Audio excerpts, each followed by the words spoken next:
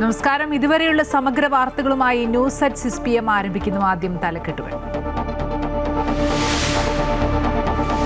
നിയമസഭാ തെരഞ്ഞെടുപ്പിൽ വിജയപ്രതീക്ഷയിൽ മുന്നണികൾ. സംസ്ഥാനത്ത് ഭരണ തുടർച്ചയെന്ന് LDF കൺവീനർ TP രാമകൃഷ്ണൻ. 30 വർഷത്തിനിടയിലെ ഏറ്റവും മികച്ച തെരഞ്ഞെടുപ്പ് പ്രവർത്തനമാണ് UDF നടത്തിയതെന്നും മികച്ച വിജയം നേടുമെന്നും VD Satheesan. UDF തരംഗമെന്ന് KC Venugopal. ജനങ്ങൾ ആഗ്രഹിക്കുന്ന മാറ്റം സംഭവിക്കുമെന്ന് രാജീവ് ചന്ദ്രശേഖർ.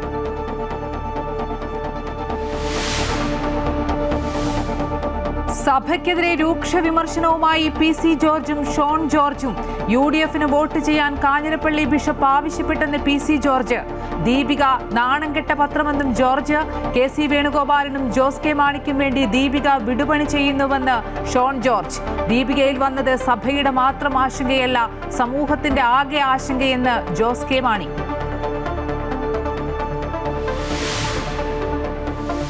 ബംഗാൾ പിടിക്കാൻ സങ്കൽപ് പത്രയുമായി BJP.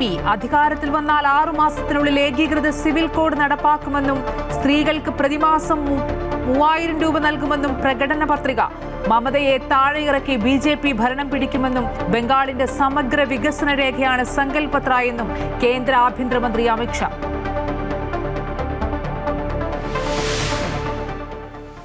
ചിക്കമംഗളൂരുവിൽ കാണാതായ ശ്രീനന്ദയുടെ മൃതദേഹം കണ്ടെത്തി. മൃതദേഹം കിട്ടിയത് 1500 അടി താഴ്ചയിൽ നിന്ന്. ശ്രീനന്ദയെ കാണാതായത് 4 ദിവസം മുമ്പ്. മരണത്തിൽ ദുരൂഹതയുള്ളതായി ബന്ധുക്കൾ.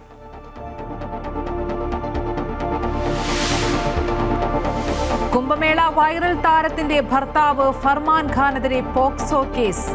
മധ്യപ്രദേശ് പോലീസ് കേസെടുത്തത് പെൺകുട്ടിക്ക് പ്രായപൂർത്തിയായില്ലെന്ന കണ്ടെത്തലിന് പിന്നാലെ.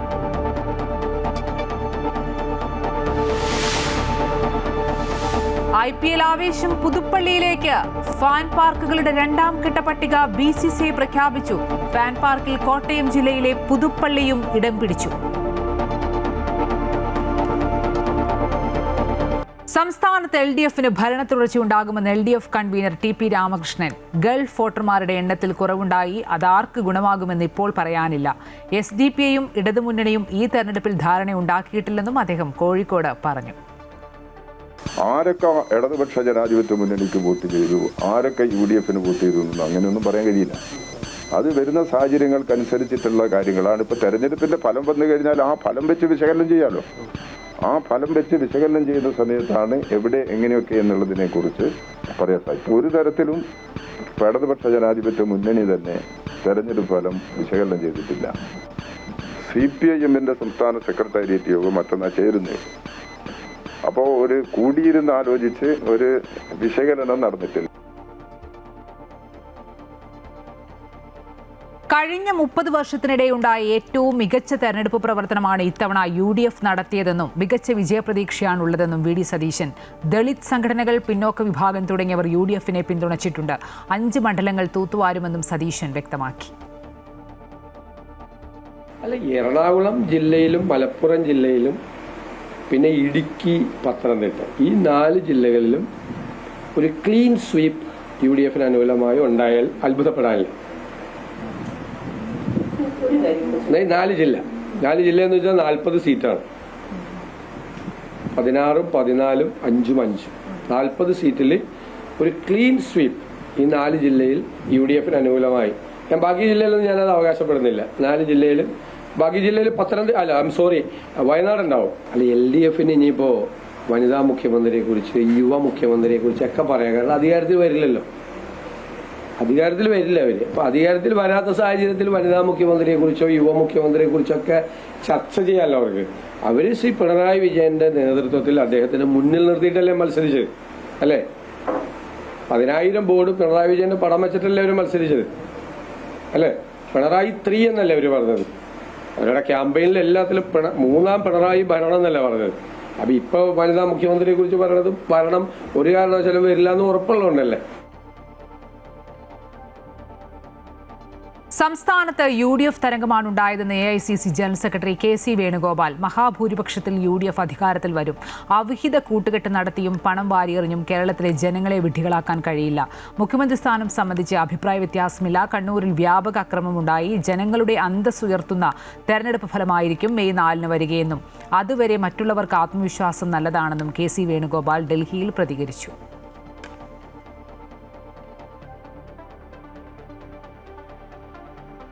കേരള ചരിത്രത്തിലെ നിർണായകമായ ഈ തെരഞ്ഞെടുപ്പിൽ ജനങ്ങൾ ആഗ്രഹിക്കുന്ന മാറ്റം സംഭവിക്കുമെന്ന ഉറച്ച ആത്മവിശ്വാസം പ്രകടിപ്പിച്ച് രാജീവ് ചന്ദ്രശേഖർ. നേമത്തെ വോട്ടർമാർക്ക് പണം നൽകിയെന്ന ശിവൻകുട്ടിയുടെ ആരോപണങ്ങൾ വിഡ്ഢിത്തമാണെന്ന് തള്ളിക്കളഞ്ഞ അദ്ദേഹം തെളിവുണ്ടെങ്കിൽ പോലീസിനെയും തെരഞ്ഞെടുപ്പ് കമ്മീഷനെയും സമീപിക്കട്ടെ എന്നും ഇത്തരം വ്യക്തിഹത്യകൾക്ക് മറുപടി നൽകാനുള്ളതെന്നും രാജീവ് ചന്ദ്രശേഖർ വ്യക്തമാക്കി. അദ്ദേഹമല്ലേ പറഞ്ഞത്, അദ്ദേഹത്തോട് ചോദിക്കൂ അങ്ങനെ സംഭവിച്ചിട്ടുണ്ടെങ്കിൽ അതിന്റെ തെളിവെല്ലാം ഇത് നോക്കൂ. വിഡ്ഢിത്തരല്ലേ, പൊട്ടത്തരല്ലേ, വേണ്ടാത്ത കാര്യം. 10 കൊല്ലം ഇവിടെ MLA ആയിരുന്നു, മേയറായിരുന്നു. ഇനിയിപ്പോൾ ഇന്ന് ഞാൻ ഈ നല്ലൊരു ദിവസമാണ്, ഒരു വിവാദത്തിൽപ്പെടാൻ എനിക്ക് പറയാനും ഒരു ആഗ്രഹമില്ല, താല്പര്യമില്ല. പറയുന്ന ആൾക്കാർ പറയട്ടെ. അങ്ങനെ തെളിവ് എന്തെങ്കിലും ഉണ്ടെങ്കിൽ അവർ പോലീസിനോട് പറയാ, ഇലക്ഷൻ കമ്മീഷനോട് പറയാ. അതാണ് ഞാൻ പറയുന്നത്. നേമത്ത് ഒരു വോട്ടിന് 10,000 രൂപ വരെ BJP കൊടുത്തുവെന്ന് നേമത്തെ LDF സ്ഥാനാർത്ഥി V. ശിവൻകുട്ടി. വാങ്ങിയവർ തന്നെ അത് പറയുകയാണ്. ഗൂഗിൾ പേ ചെയ്താണ് പണം കൊടുത്തതെന്നും ശിവൻകുട്ടി. രേവന്ത് റെഡ്ഡിക്ക് ഡയലോഗ് എഴുതി കൊടുത്തത് കേരളത്തിലെ നേതാക്കളാണെന്നും അതിൽ KC വേണുഗോപാലിന് പങ്കുണ്ടെന്നും ശിവൻകുട്ടി പറഞ്ഞു. കാശ് കൊടുക്കുന്നത് വെച്ചാൽ ഗൂഗിൾ പേ ആണ്. ഒരു വോട്ടിന് നിങ്ങൾ കേട്ടാൽ ഞെട്ടിപ്പോവും. ഒരു വോട്ടിന് 15,000 രൂപ വരെ കൊടുക്കുകയാണ്. തെളിവ് ചോദിച്ചാൽ തെളിവൊന്നുമില്ല. പക്ഷേ കൊടുത്തവർ വാങ്ങിയവർ തന്നെ പറയുകയാണ്. വാങ്ങിയിട്ട് അവർ വോട്ട് ചെയ്യേണ്ട ആൾക്കാർക്ക് വോട്ട് ചെയ്യുന്നുണ്ട്. ഇത് മാത്രമല്ല, സംഘടനകളെ മൊത്തത്തിൽ വിലക്കെടുക്കുകയാണ്. ഗോവയിലെല്ലാം ജയിച്ചു വന്ന കോൺഗ്രസ് MLA-മാരെ മൊത്തത്തിൽ വിലക്കെടുക്കുന്നത് പോലെ ചില സംഘടനകളെ വിലക്കെടുത്തിട്ട് മൊത്തത്തിൽ ഇത്ര വോട്ട് ഇത്ര രൂപ എന്ന് പറഞ്ഞ് ലേലം വിളിച്ചു കൊടുക്കുകയാണ്. SIR-ൽ തെരഞ്ഞെടുപ്പ് കമ്മീഷൻ പുനരാലോചനയ്ക്ക് തയ്യാറാകണമെന്ന് വട്ടിയൂർക്കാവിലെ LDF സ്ഥാനാർത്ഥി VK പ്രശാന്ത്. ഗുണമുണ്ടാക്കണമെന്ന് അവർ കരുതിയ ഇടങ്ങളിൽ ഗുണമുണ്ടാക്കിയിട്ടുണ്ടാകും. SIR ഡേറ്റ ചോർന്നോ എന്നതിലും സംശയമുണ്ടെന്നും പ്രശാന്ത്. പ്രാഥമികമായ വിലയിരുത്തൽ പ്രകാരം നല്ല ഭൂരിപക്ഷത്തിൽ വിജയിക്കുമെന്നാണ് പ്രതീക്ഷയെന്നും പ്രശാന്ത് വ്യക്തമാക്കി. പ്രാഥമികമായ ഒരു വിലയിരുത്തലിൽ ഭൂരിപക്ഷത്തിൽ ജയിക്കുമെന്ന് തന്നെയാണ്. ഇപ്പോൾ വോട്ടിംഗ് പെർസെൻറ്റേജ് കൂടിയത് വലിയ വിഷയമായി വരുന്നില്ല. കാരണം കഴിഞ്ഞ തവണ 1,37,000 പരം വോട്ട് പോൾ ചെയ്തതാണ്. ഇത്തവണ 1,27,000 അപ്പോൾ ആ പെർസെൻറ്റേജ് കൂടി എന്നുള്ള കണക്കിൽ ഒരു അർത്ഥവുമില്ല. കഴിഞ്ഞ തവണ 2,08,000 പരം വോട്ടുണ്ടായിരുന്നത് ഇത്തവണ അത് 1,62,200 ചുരുങ്ങുകയാണ് ചെയ്തത്. അപ്പോൾ വോട്ടിംഗ് പെർസെൻറ്റേജ് കൂടി എന്നുള്ളതിൽ യാതൊരു എന്താണ് അതുമായി ബന്ധപ്പെട്ട് നമുക്ക് ഈ കണക്കുകൾ പരിശോധിക്കാൻ വേണ്ടി കഴിയില്ല. അങ്ങനെ നോക്കുകയാണെങ്കിൽ കുറയുകയാണ് ചെയ്തത്. 10,000 വോട്ടോളം ഇത്തവണ പോൾ ചെയ്തതിൽ കുറവ് വന്നിരിക്കുകയാണ്. അപ്പോൾ അത് LDF-ന് ഗുണകരമായിട്ട് വരാനാണ് സാധ്യത. കഴിഞ്ഞ 2021 ഇലക്ഷനിൽ ഞങ്ങൾക്ക് 21,000 പരം വോട്ടിന്റെ ഭൂരിപക്ഷം ഉണ്ടായിരുന്നു. ഇപ്പം അല്പം കൂടി കടുത്ത മത്സരമാണ് നടന്നത് എന്നുള്ളത് വാസ്തവമാണ്. എങ്കിൽ പോലും ഞങ്ങൾ പാർട്ടിയുടെ കണക്കുകൂട്ടലിൽ നല്ല ഭൂരിപക്ഷത്തിൽ ജയിക്കുമെന്നാണ്. എനിക്ക് അല്പം കൂടി പ്രതീക്ഷയുണ്ട് എന്ന് നിങ്ങളോട് നേരത്തെ തന്നെ സൂചിപ്പിച്ചതാണ്. ദീപികയ്ക്കും ബിഷപ്പുമാർക്കുമെതിരെ രൂക്ഷ വിമർശനവുമായി PC ജോർജ്. കാഞ്ഞിരപ്പള്ളി ബിഷപ്പ് കന്യാസ്ത്രീ മഠങ്ങളിൽ വിളിച്ച് UDF-ന് വോട്ട് ചെയ്യാൻ പറഞ്ഞു. ബിഷപ്പുമാർ പറഞ്ഞാൽ വിശ്വാസികൾ കേൾക്കുന്ന കാലമൊക്കെ പോയി. FCRA നിയമം കൊണ്ടുവരുന്നതിന് മെത്രാൻമാർക്ക് എന്താണ് പ്രശ്നം? ആശങ്കകൾ പരിഹരിക്കുമെന്ന് അമിത്ഷാ പറഞ്ഞിട്ടും ഇവർ എന്തിനാണ് കുരയ്ക്കുന്നത്? രാഷ്ട്രീയം പറയുന്ന മെത്രാൻമാരോട് അങ്ങനെ തന്നെ മറുപടി പറയും. BJP-യെ വേണ്ടാത്തവരെ BJP-ക്കും വേണ്ട. FCRA ബില്ല് വരിക തന്നെ ചെയ്യുമെന്നും PC ജോർജ് പറഞ്ഞു. നമ്മുടെ കാഞ്ഞിരപ്പള്ളി ബിഷപ്പ് അയാളൊരു മര്യാദക്കാരനാണെന്ന് ജനം വിചാരിക്കുന്നു. പക്ഷേ അയാളെന്താ ഇത് മടങ്ങളിലെല്ലാം വിളിച്ച് UDF-ന് വോട്ട് ചെയ്യാൻ പറഞ്ഞു. മര്യാദയാണോ കാണിച്ചത്? മര്യാദയാണോ? അത് പറയാൻ അയക്കെന്താ അവകാശം? ഈ സഭ എന്ന് പറഞ്ഞാൽ UDF-ആണ്. ഞാൻ ചോദിക്കട്ടെ, ഇവിടെ പൂഞ്ഞാറിൽ നിൽക്കുന്ന സ്ഥാനാർത്ഥികൾ 3 പേരാണ്. ഞാനും UDF-ഉം LDF-ഉം. ഈ സഭയ്ക്ക് എന്തെങ്കിലും ഗുണം കിട്ടിയിട്ടുണ്ടെങ്കിൽ അത് എന്നെ കൊണ്ടാണ്. മറ്റ് 2 അമ്മമാർക്ക് എന്ത് കിട്ടി? അമ്മമാർക്കൂടെ എന്ത് കിട്ടിയിട്ടാണ് ഈ സഭ ഇങ്ങനെ വൃത്തികെട്ട പണി ചെയ്യുന്നത്? നാണം കെട്ടവന്മാർ. ഈ സഭയെ തള്ളിപ്പറയേണ്ടി വരും. സഭയല്ല തള്ളിപ്പറയുന്നത്, ഇങ്ങനെ മെത്രാന്മാരെ തള്ളിപ്പറയും. ഒരു സംശയം വേണ്ട. ബോധം വിവരം വേണ്ട ഇവനൊക്കെ. ഞാൻ പച്ചക്കങ്ങ് പറയാം. അതായത് നിയമം കൊണ്ടുവരുന്നു. ആ നിയമം കൊണ്ടുവരുന്ന എംപാർക്ക് ഇത്ര വിഷമം. വിദേശത്ത് പണം മേടിക്കുന്നു. ആ പണം മേടിക്കുന്ന കണക്ക് കൊടുത്താലില്ല കുഴപ്പം. ഇതിലൊക്കെ രസമല്ല. എന്നിട്ടും കത്തോലിക്ക സഭയാണ് ക്രിസ്ത്യാനിയാണോ എന്ന് വെച്ച് അമിത്ഷാ തന്നെ നേരിട്ടിടപെട്ട് കത്തോലിക്ക സഭയുടെ ഇതിനോട് പറഞ്ഞു, ഒരു പ്രശ്നമില്ല, നിങ്ങൾ വഴക്കുണ്ടാക്കണ്ട, നിങ്ങളെ ഒരു ഉപദ്രവം ഉണ്ടാകില്ല, കണക്ക് തന്നാൽ മതി. ഏത് കണക്ക് തന്നാലും അപ്രൂവ് ചെയ്തേക്കാം. അതുപോലെ തന്നെ റിജു മന്ത്രി ഇതുകൊണ്ട് ക്രൈസ്തവ യോഗത്തിന് ഒരു ബുദ്ധിമുട്ടും ഉണ്ടാകാൻ അനുവദിക്കാൻ പ്രശ്നമില്ലെന്ന്. എന്നിട്ട് ഇവന്മാർ പിന്നെ എന്തിനാണ് കിടന്ന് കുരയ്ക്കുന്നത്? ദീപിക ദിനപത്രത്തിലെ BJP വിരുദ്ധ ലേഖനങ്ങൾക്കെതിരെ രൂക്ഷ വിമർശനവുമായി ഷോൺ ജോർജ്. KC വേണുഗോപാലിനും ജോസ് കെ മാണിക്കും വേണ്ടി ദീപിക പത്രം വിടുപണി ചെയ്യുന്നു. തിരഞ്ഞെടുപ്പ് കാലത്ത് ദീപിക രാഷ്ട്രീയം കളിക്കുകയായിരുന്നു. നിരവധി വിഷയങ്ങളിൽ സഭകളുടെ ആശങ്കകൾ പരിഹരിക്കുന്നതിന് താൻ ഇടപെട്ടിട്ടുണ്ട്.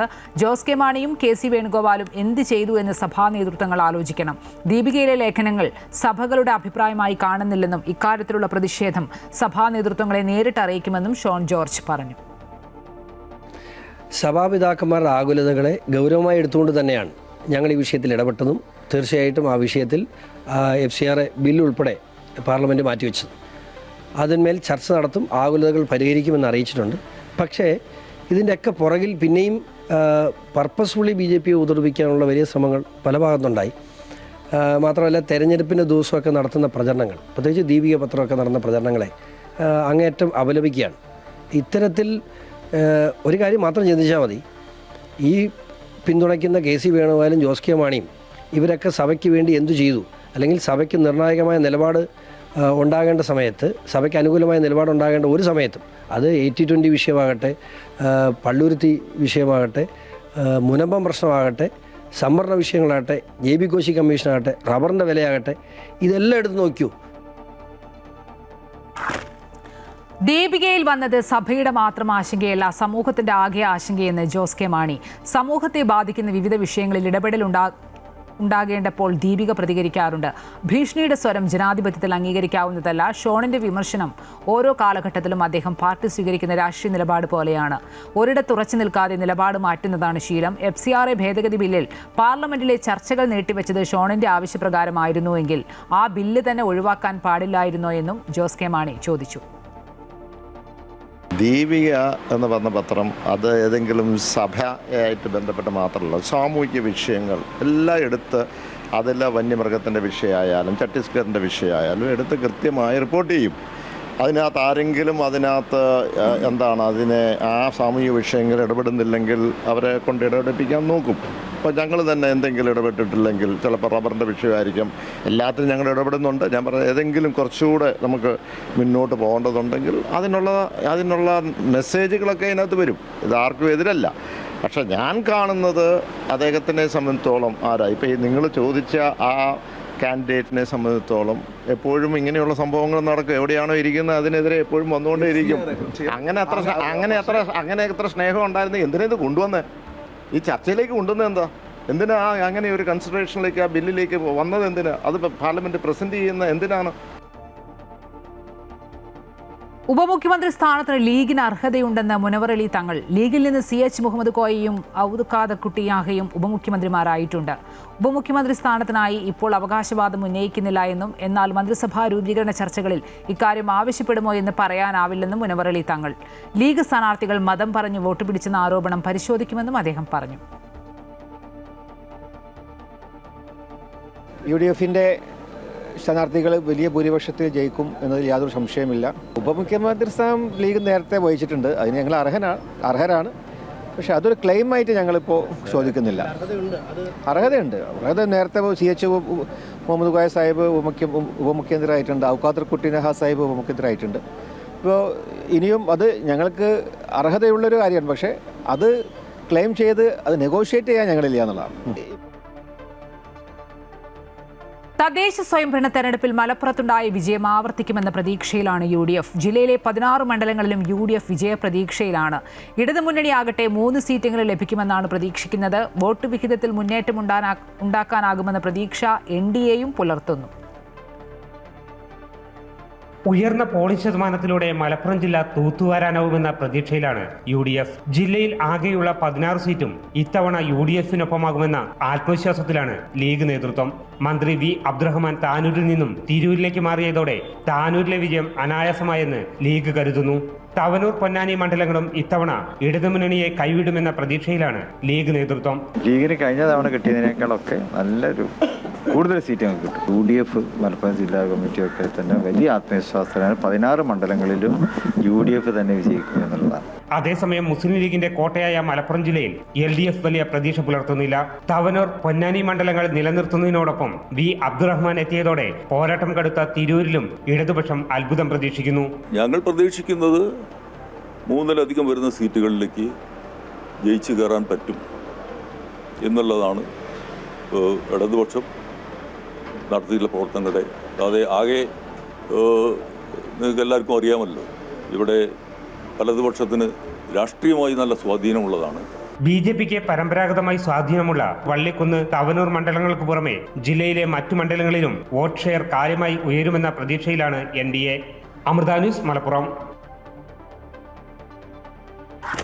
പാലക്കാട്ട് വോട്ടിന് പണം നൽകിയെന്ന ആരോപണത്തിൽ ശോഭാ സുരേന്ദ്രന്റെ മൊഴിയെടുത്തു. തെരഞ്ഞെടുപ്പ് കമ്മീഷനാണ് മൊഴി രേഖപ്പെടുത്തിയത്. ഉച്ചയ്ക്ക് 12:30 RDO ഓഫീസിലെത്തിയാണ് ശോഭാ സുരേന്ദ്രൻ മൊഴി നൽകിയത്. നിയമസഭാ തെരഞ്ഞെടുപ്പ് ദിനത്തോടനുബന്ധിച്ച് ബോംബ് നിർമ്മാണത്തിന്റെ റീൽസ് പ്രചരിപ്പിച്ചു ഭീതി പരത്തിയ സംഭവത്തിൽ പോലീസ് അന്വേഷണം നടത്തണമെന്ന് ആവശ്യം. UDF തെരഞ്ഞെടുപ്പ് കമ്മിറ്റി ജനറൽ കൺവീനർ മോഹനൻ പാറക്കടവാണ് പോലീസ് കേസെടുത്ത് അന്വേഷണം നടത്തണമെന്ന് ആവശ്യപ്പെട്ടത്.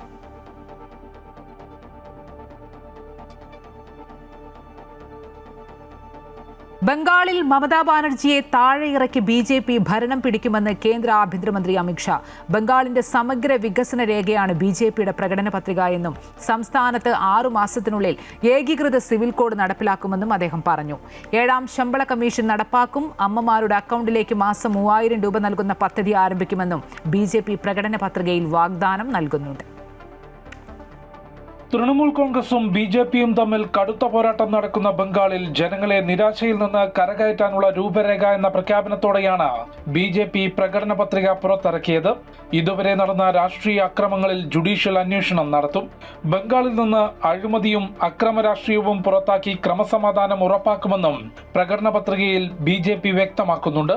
സംസ്ഥാനത്ത് ഏകീകൃത സിവിൽ കോഡ് നടപ്പിലാക്കുമെന്നാണ് BJPയുടെ മറ്റൊരു പ്രഖ്യാപനം. 6 മാസത്തിനുള്ളിൽ ബംഗാളിൽ UCC നടപ്പാക്കി എല്ലാ പൗരന്മാർക്കും ബാധകമായ ഏകീകൃത നിയമങ്ങൾ ഉറപ്പാക്കുമെന്ന് കൊൽക്കത്തയിൽ പ്രകടന പത്രിക പുറത്തിറക്കിയ ശേഷം കേന്ദ്ര ആഭ്യന്തരമന്ത്രി അമിത്ഷാ പറഞ്ഞു.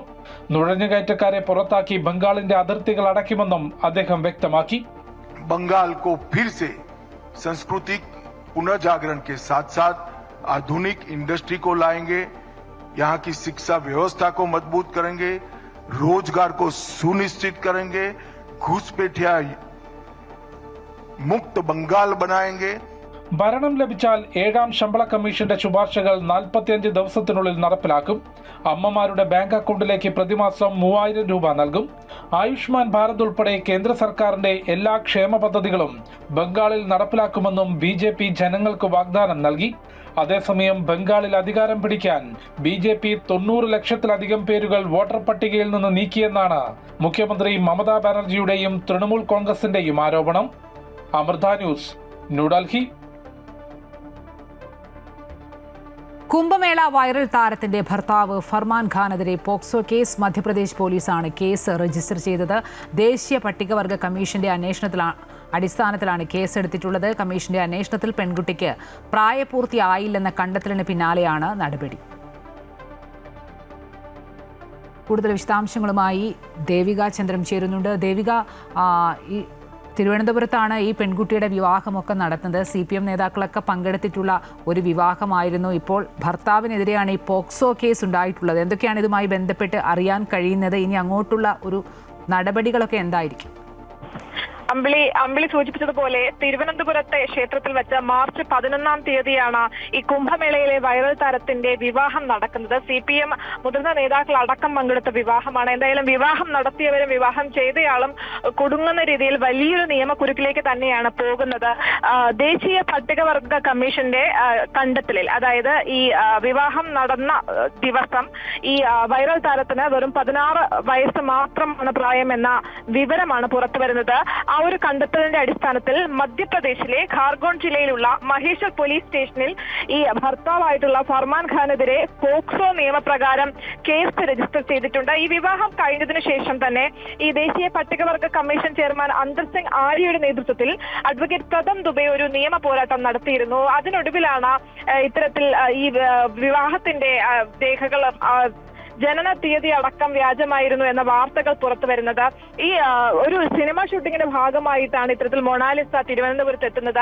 ആ ഒരു സമയത്ത് തന്റെ പിതാവ് മറ്റൊരാളുമായി വിവാഹം ഉറപ്പിക്കാൻ ശ്രമിക്കുന്നു എന്ന കാര്യം പറഞ്ഞാണ് ഇത്തരത്തിൽ തമ്മാനൂർ പോലീസ് സ്റ്റേഷനിൽ ഈ ഫർമാൻ ഖാനും ഈ ഒരു വൈറൽ താരവും ചേർന്ന് എത്തുന്നത്. അതിനുശേഷമാണ് ഇത്തരത്തിലൊരു വിവാഹത്തിലേക്ക് എത്തുന്നത്. എന്തായാലും അന്ന് പോലീസിന് മുന്നിൽ കാണിച്ച രേഖകളെല്ലാം വ്യാജമാണെന്ന കണ്ടെത്തലാണ് ഇപ്പോൾ പുറത്തു വന്നിരിക്കുന്നത്. അന്ന് ഈ വൈറൽ താരത്തിന്റെ പിതാവ് അടക്കമുള്ളവർ അന്ന് ഈ കുട്ടിക്ക് 18 വയസ്സ് തികഞ്ഞു എന്ന കാര്യം നിഷേധിച്ചിട്ടില്ല എന്ന കാര്യമാണ് തമ്പാനൂർ പോലീസ് വ്യക്തമാക്കുന്നത്. എന്തായാലും ഇപ്പോൾ പുറത്തു വരുന്ന വിവരമനുസരിച്ച് 2009 ഡിസംബർ 30-നാണ് ഈ വൈറൽ താരം ജനിച്ചതെന്ന കാര്യമാണ് വ്യക്തമാകുന്നത്. ഇതനുസരിച്ച് വിവാഹം നടക്കുമ്പോൾ 16 വയസ്സും 2 മാസവും 12 ദിവസവും മാത്രമാണ് വൈറൽ താരത്തിന്റെ പ്രായം എന്ന കാര്യം തന്നെയാണ് പുറത്തു വരുന്നത്. എന്തായാലും ഈ ഫർമാനെതിരെ Maheshwar police POCSO BNS atrocity act പ്രകാരം നിലവിൽ FIR രജിസ്റ്റർ ചെയ്തിട്ടുണ്ട്. കമ്മീഷന്റെ ശുപാർശയെ തുടർന്ന് സർക്കാർ കൂടുതൽ കർശന നടപടികളിലേക്ക് കടക്കുമെന്നാണ് വിവരം. വൈറൽ താരം പാർട്ടി ഗോത്രവർഗത്തിൽപ്പെട്ടയാളാണ്. അതുകൊണ്ടാണ് ഇത്തരത്തിൽ അട്രോസിറ്റി ആക്ട് ചുമത്തിയിട്ടുള്ളത്. നിലവിൽ ഗൂഢാലോചന, നിയമവിരുദ്ധ വിവാഹം എന്നിവയുമായി ബന്ധപ്പെട്ട വലിയ തരത്തിലുള്ള നിയമക്കുരുക്കിലേക്ക് നീങ്ങുമെന്ന് തന്നെയാണ് മനസ്സിലാകുന്നത്. ഈ വിവാഹത്തിൽ ഈ കേരളത്തിലെ മുതിർന്ന നേതാക്കളായ CPM നേതാക്കളൊക്കെ സജീവമായി പങ്കെടുത്തിരുന്നു. അവരുടെ അടക്കം പങ്ക് സംശയാസ്പദമാണ്, ഗൗരവമായി കാണണമെന്ന കാര്യം തന്നെയാണ് കമ്മീഷൻ മുന്നോട്ട് വയ്ക്കുന്നത്. അമ്പിളി. ശരി, വൈറൽ കുംഭമേള താരത്തിന്റെ ഭർത്താവ് ഫർമാൻ ഖാനെതിരെ പോക്സോ കേസ്. മധ്യപ്രദേശ് പോലീസാണ് കേസ് രജിസ്റ്റർ ചെയ്തത്. ദേശീയ പട്ടികവർഗ കമ്മീഷന്റെ അന്വേഷണത്തിന്റെ അടിസ്ഥാനത്തിലാണ് കേസെടുത്തിട്ടുള്ളത്. കമ്മീഷന്റെ അന്വേഷണത്തിൽ പെൺകുട്ടിക്ക് പ്രായപൂർത്തിയായില്ല എന്ന് കണ്ടെത്തിയതിനെ തുടർന്നാണ് നടപടി. വിശദാംശങ്ങൾ നൽകുകയായിരുന്നു ദേവിക ചന്ദ്രൻ. ലൈംഗികാതിക്രമ കേസിൽ ജയിലിൽ കഴിഞ്ഞിരുന്ന സംവിധായകൻ രഞ്ജിത്ത് പുറത്തിറങ്ങി. കേസിൽ രഞ്ജിത്തിന് ഉപാധികളോടെ ജാമ്യം ലഭിച്ചിരുന്നു. എല്ലാ തിങ്കളാഴ്ചയും അന്വേഷണ ഉദ്യോഗസ്ഥന് മുമ്പാകെ ഹാജരാകണമെന്നും പാസ്പോർട്ട് സറണ്ടർ ചെയ്യണമെന്നും ജാമ്യ വ്യവസ്ഥയിൽ നിർദ്ദേശമുണ്ട്. കർശന ഉപാധികളോടെയാണ് സംവിധായകൻ രഞ്ജിത്തിന് കോടതി ജാമ്യം അനുവദിച്ചത്. സംഭവം നടന്ന ഫോർട്ട് കൊച്ചിയിലെ ഷൂട്ടിംഗ് സൈറ്റിലേക്ക് പോകാൻ പാടില്ല. പാസ്പോർട്ട് സറണ്ടർ ചെയ്യണം. എല്ലാ തിങ്കളാഴ്ചയും അന്വേഷണ ഉദ്യോഗസ്ഥന് മുൻപാകെ ഹാജരാകണം. അന്വേഷണ ഉദ്യോഗസ്ഥൻ ആവശ്യപ്പെടുമ്പോഴൊക്കെ ഹാജരാകണം. സാക്ഷികളെ സ്വാധീനിക്കരുത് തുടങ്ങിയവയാണ് പ്രധാന നിർദ്ദേശങ്ങൾ. എറണാകുളം 1-ാം ക്ലാസ് മജിസ്ട്രേറ്റ് കോടതിയാണ് രഞ്ജിത്തിന് ജാമ്യം അനുവദിച്ചത്. ജാമ്യ ഹർജിയെ പ്രോസിക്യൂഷൻ എതിർത്തിരുന്നു. ജാമ്യം നൽകിയാൽ രഞ്ജിത്ത് സാക്ഷികളെ സ്വാധീനിക്കാൻ സാധ്യതയുണ്ട്. പ്രതിയുടെ സിനിമയിലുള്ളവരാണ് പ്രധാന സാക്ഷികൾ എന്നതിനാൽ ഇവരെ പ്രതി സ്വാധീനിച്ച് കേസ് അട്ടിമറിക്കാൻ സാധ്യതയുണ്ടെന്നായിരുന്നു പ്രോസിക്യൂഷൻ വാദം. പ്രതി അന്വേഷണത്തോട് സഹകരിക്കുന്നില്ലെന്നും പ്രോസിക്യൂഷൻ ആരോപിച്ചിരുന്നു. എന്നാൽ സാക്ഷികളെ സ്വാധീനിക്കില്ലെന്നും സാക്ഷികളുള്ള പരിധിയിൽ പ്രവേശിക്കില്ലെന്നും രഞ്ജിത്ത് കോടതിയെ അറിയിച്ചു. കുറ്റം സമ്മതിച്ചില്ല എന്ന് കരുതി അന്വേഷണത്തോട് സഹകരിച്ചില്ല എന്ന് പറയാനാവില്ലെന്നും രഞ്ജിത്തിന്റെ അഭിഭാഷകൻ കോടതിയിൽ വ്യക്തമാക്കി. തന്നോടുള്ള വൈരാഗ്യമാണ് പരാതിക്ക് പിന്നിലെന്നായിരുന്നു രഞ്ജിത്തിന്റെ വാദം. നടിയുടെ അഭിനയത്തിലെ പോരായ്മകൾ താൻ ചൂണ്ടിക്കാട്ടിയിരുന്നു. ചില സീനുകൾ വെട്ടിമാറ്റിയിരുന്നു. ഇതാണ് പരാതിക്ക് കാരണമെന്നും രഞ്ജിത്ത് വാദിച്ചു. യുവനടിയുടെ പരാതിയിൽ മാർച്ച് 31-നാണ് രഞ്ജിത്തിനെ പോലീസ് അറസ്റ്റ് ചെയ്തത്. ചിത്രീകരണം നടക്കുന്ന സിനിമയുടെ സെറ്റിലെ കാരവാനിൽ വെച്ച് മോശമായി പെരുമാറിയെന്നാണ് കേസ്. ജനുവരി 30-നാണ് കേസിനാസ്പദമായ സംഭവം നടന്നത്. അമൃത ന്യൂസ്, കൊച്ചി. ചിക്കമംഗളൂരുവിൽ വിനോദയാത്രയ്ക്കിടെ കാണാതായ പാലക്കാട് സ്വദേശി ശ്രീനന്ദയുടെ മൃതദേഹം കണ്ടെത്തി. വെള്ളച്ചാട്ടത്തിന് സമീപത്ത് നിന്ന് 1500 അടി താഴ്ചയിൽ നിന്നാണ് മൃതദേഹം കണ്ടെത്തിയത്. 4 ദിവസമായി തുടരുന്ന തിരച്ചിലിനിടെയാണ് മൃതദേഹം കണ്ടെത്തിയത്. അതേസമയം മരണത്തിൽ ദുരൂഹതയുണ്ടെന്ന് ബന്ധുക്കൾ പറഞ്ഞു. മാണിക്യധാര വെള്ളച്ചാട്ടത്തിന്റെ വ്യൂ പോയിന്റിനോട് ചേർന്നുള്ള ചെങ്കുത്തായ മേഖലകളിൽ നടത്തിയ തിരച്ചിലിലാണ് 1500 അടി താഴ്ചയിൽ മൃതദേഹം കണ്ടെത്താനായത്. ഇവിടുത്തെ പാർക്കിംഗ് ഗ്രൗണ്ടിന്റെ മറുവശത്ത് നിന്നാണ് മൃതദേഹം കണ്ടെത്തിയത്. ആ ഭാഗത്തേക്ക് കുട്ടി പോയിട്ടില്ലെന്ന് ബന്ധുക്കൾ പറയുന്നു. വെള്ളച്ചാട്ടം കണ്ട ശേഷം ശ്രീനന്ദ പാർക്കിംഗ് ഗ്രൗണ്ടിലെത്തിയിരുന്നു. ചൊവ്വാഴ്ച വൈകിട്ട് 5:20 വരെ ശ്രീനന്ദ മാതാപിതാക്കളുടെ കൂടെയുണ്ടായിരുന്നു. 4 മിനിറ്റിനുള്ളിലാണ് യാത്രാസംഘത്തിൽ നിന്ന് കുട്ടിയെ കാണാതാകുന്നത്. കുട്ടിയെ അവസാനമായി കണ്ട സ്ഥലത്തിന് എതിർവശത്ത് നിന്നാണ് ഇപ്പോൾ മൃതദേഹം കണ്ടെത്തിയിരിക്കുന്നത്. ഈ ഭാഗത്ത് ശ്രീനന്ദ വീഴാൻ ഒരു സാധ്യതയുമില്ലെന്നാണ് ബന്ധുക്കൾ പറയുന്നത്. ഞങ്ങൾ ഈ കുട്ടിയെ കാണാതായിട്ട് അന്നത്തെ ദിവസം മുഴുവൻ തിരഞ്ഞതാണ് അവിടെ. ഇപ്പോൾ ഈ പറയുന്ന ലൊക്കേഷനിലും ആ ഭാഗത്തേക്ക് പോകാനുള്ള സാധ്യതയില്ല. കാരണം കുട്ടിയെ കാണാതെ നമ്മൾ ലാസ്റ്റ് കാണുന്നത് വേറെ ലൊക്കേഷനിലായിരുന്നു. പിഴവ് ഇത് തന്നെ, അവിടെ ഉള്ളവർ ചോദ്യം ചെയ്തില്ല. ഏറ്റവും വലിയ പിഴവ് അത് തന്നെ. അവിടെ വിശദമായി ചോദിച്ചാൽ അവിടെ ഒരു അന്വേഷണം പോലീസ് നടത്തിയിട്ടില്ല. മൃതദേഹത്തിന്റെ ഇൻക്വസ്റ്റ് നടപടികളും പോസ്റ്റ്മോർട്ടം നടപടികളും പൂർത്തിയായതിനു ശേഷമേ സംഭവത്തിലെ ദുരൂഹത നീങ്ങുകയുള്ളൂ. പാലക്കാട് കടമ്പഴിപ്പുറത്തെ രമേശിന്റെ മകൾ 15 വയസ്സുകാരിയായ ശ്രീനന്ദയെ ചൊവ്വാഴ്ച വൈകിട്ടോടെയാണ് കാണാതായത്. കുടുംബാംഗങ്ങളും സുഹൃത്തുക്കളും ഉൾപ്പെടെ 40 പേരായിരുന്നു ശ്രീനന്ദയോടൊപ്പം ചിക്കമംഗളൂരുവിലെ ബാബ ബുഡാൻ ഗിരിക്കുന്നിലെ മാണിക്യധാര വെള്ളച്ചാട്ടം കാണാനെത്തിയത്. അമൃത ന്യൂസ്, പാലക്കാട്. ഉത്തർപ്രദേശിലെ മധുര ജില്ലയിൽ വൃന്ദാവനിൽ തീർത്ഥാടകരുമായി പോയ ബോട്ട് യമുനാ നദിയിൽ മുങ്ങി 10 പേർ മരിച്ചു. നിരവധി പേരെ കാണാതായി. സ്ഥലത്ത് രക്ഷാപ്രവർത്തനം തുടരുകയാണ്. പഞ്ചാബിലെ ലുധിയാനയിൽ നിന്നുള്ള തീർത്ഥാടകർ സഞ്ചരിച്ച ബോട്ടാണ് അപകടത്തിൽപ്പെട്ടത്. 30 അംഗ സംഘമാണ് ബോട്ടിലുണ്ടായിരുന്നത്. 17ഓളം പേരെ രക്ഷപ്പെടുത്തി. ഔദ്യോഗിക വസതിയിൽ നിന്ന് പണം കണ്ടെത്തിയതിൽ അന്വേഷണം നേരിടുന്ന അലഹാബാദ് ഹൈക്കോടതി ജസ്റ്റിസ് യശ്വന്ത് വർമ്മ രാജിവെച്ചു. രാജിക്കത്ത് രാഷ്ട്രപതിക്ക് സമർപ്പിച്ചു. വസതിയിൽ നിന്ന് പണം കണ്ടെത്തിയ വിവാദത്തെ തുടർന്ന് അദ്ദേഹത്തെ നേരത്തെ ഡൽഹി ഹൈക്കോടതിയിൽ നിന്ന് അലഹാബാദിലേക്ക് സ്ഥലം മാറ്റിയിരുന്നു. നിലവിൽ ആഭ്യന്തര അന്വേഷണം നേരിടുകയാണ്. അന്വേഷണ റിപ്പോർട്ട് സമർപ്പിച്ചാൽ ഇംപീച്ച്മെന്റ് നടപടികൾക്കുള്ള സാധ്യത മുൻകൂട്ടി കണ്ടാണ് ജസ്റ്റിസ് യശ്വന്ത് വർമ്മ രാജി സമർപ്പിച്ചത്. ചന്ദ്രനെ വലം വെച്ച് ചരിത്ര വിജയവുമായി മടങ്ങുന്ന ആർട്ടിമിസ് 2 ദൗത്യം അതിന്റെ അവസാന ഘട്ടത്തിലേക്ക്. 4 ബഹിരാകാശ യാത്രികരുമായി നാസയുടെ ഓറിയോൺ പേടകം നാളെ പുലർച്ചെ പസഫിക് സമുദ്രത്തിൽ പതിക്കും. 50 വർഷങ്ങൾക്ക് ശേഷം ചന്ദ്രൻ അരികിലെത്തിയ മനുഷ്യരുടെ സുരക്ഷിതമായ മടങ്ങിവരവിനായി ലോകം കാത്തിരിക്കുകയാണ്.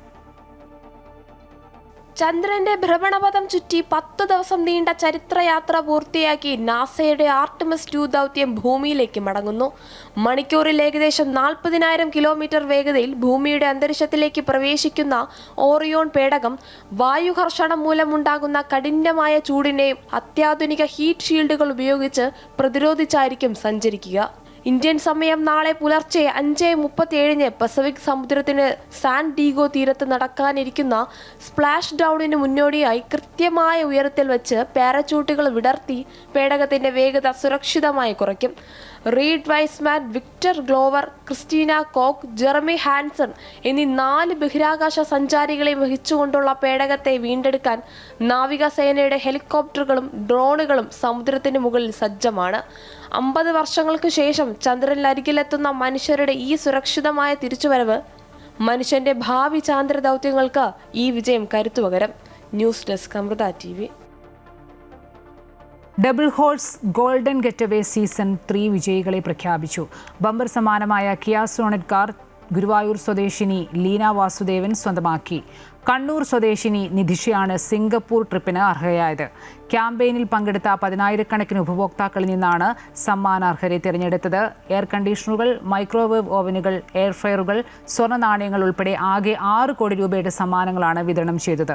പ്രശസ്ത നടിയും ഡബിൾ ഹോഴ്സ് ബ്രാൻഡ് അംബാസഡറുമായ മമത മോഹൻദാസ്, അസോസിയേറ്റ് ഡയറക്ടർമാരായ എലിസ വിനോദ് മഞ്ഞില, ആനി വിനോദ് മഞ്ഞില, ആനിയ സന്തോഷ് മഞ്ഞില എന്നിവർ ചേർന്ന് വിജയികൾക്ക് സമ്മാനങ്ങൾ വിതരണം ചെയ്തു. ഉപഭോക്താക്കളുമായുള്ള ബന്ധം കൂടുതൽ ഉത്തരവാദിത്വത്തോടും ദീർഘവീക്ഷണത്തോടും കൂടി തുടർന്നും മുന്നോട്ട് പോകുമെന്ന് ഡബിൾ ഹോഴ്സ് ചെയർമാനും മാനേജിംഗ് ഡയറക്ടറുമായ വിനോദ് മഞ്ഞില പറഞ്ഞു.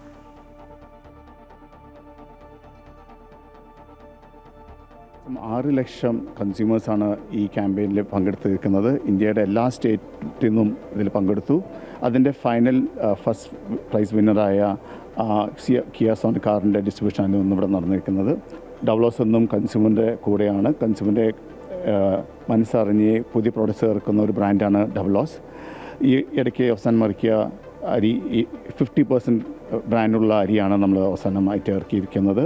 അതിന് പ്രത്യേകത എന്ന് വെച്ചാൽ നമ്മൾ പലപ്പോഴും ന്യൂട്രീഷ്യസ് ആയിട്ടുള്ള തവിട് നമ്മൾ വാഷ് ചെയ്ത് മാറ്റുവാണ് പതിവ്. അപ്പോൾ ഇപ്പോഴത്തെ ക്യാമ്പയിൻ എന്തെന്ന് വെച്ചാൽ keep the brand, keep the nutrition, ആ ഒരു ക്യാമ്പയിനാണ് നമ്മൾ നടത്തുന്നത്. നമ്മുടെ ആഗ്രഹം എന്നും ന്യൂട്രീഷ്യസ് ആയിട്ടുള്ള ഫുഡ് പ്രൊഡക്ട്സ് നമ്മുടെ കൺസ്യൂമേഴ്സ് കഴിക്കുന്നതാണ്. എല്ലാ കൺസ്യൂമേഴ്സിനോടും ഡബ്ലോസിൻ്റെ കൺസ്യൂമറിനും നന്ദി പറയുന്നു.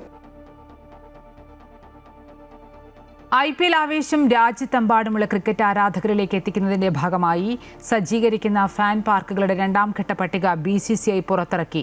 കോട്ടയം ജില്ലയിലെ പുതുപ്പള്ളിയും പട്ടികയിൽ ഇടം പിടിച്ചിട്ടുണ്ട്. 18 സംസ്ഥാനങ്ങളിലും ഒരു കേന്ദ്രഭരണ പ്രദേശത്തുമായി 30 നഗരങ്ങളിലാണ് രണ്ടാം ഘട്ടത്തിൽ ഫാൻ പാർക്കുകൾ ഒരുങ്ങുന്നത്.